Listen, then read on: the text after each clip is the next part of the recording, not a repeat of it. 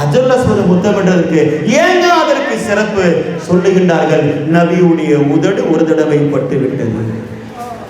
நபியுடைய உதடு ஒரு தடவை பட்டு விட்டது. அதனால் நாங்களும் தொட வேண்டும். ஹுசைன் ரலியல்லாஹுடைய உடம்பின் தலையிலிருந்து கால் வரை நபியுடைய உதடு படாத இடமே கிடையாது, ஒரு தடவை கிடையாது.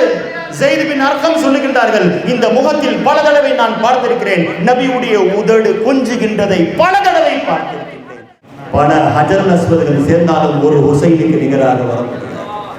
ஹுர்மத்துல் மூமினி அஅலமு மின் ஹுர்மத்தில் காபா. ஹுர்மத்துல் ஹுசைன் சொல்லவில்லை, ஹுர்மத்துல் மூமின்.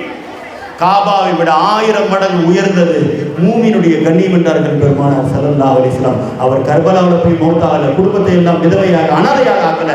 அந்த மூமினை காபாவோடு சிறந்தவர் என்று சொன்னால், குடும்பத்தை எல்லாம் தீனுக்காக அர்ப்பணித்த, ரத்தங்களை சிந்திய ஹுசைன் ரலியல்லாஹு 1000 காபாவை விட உயர்ந்தவர்கள் என்ற அடிப்படையில் அந்த ஹுசைனை நேசிப்போம், நேசிப்போம். நாம் வாயை திறந்தால் யா ஹுசைன், யா ஹுசைன், யா ஹுசைன் என்று சொல்லுகின்ற பொழுது அல்லாஹ் நமக்காக நமக்கு ஹயாத்தை தரமாட்டான். யா ஹுசைன் என்று சொல்வதற்காக அல்லாஹ் நமக்கு ஹயாத்தை தருவான்.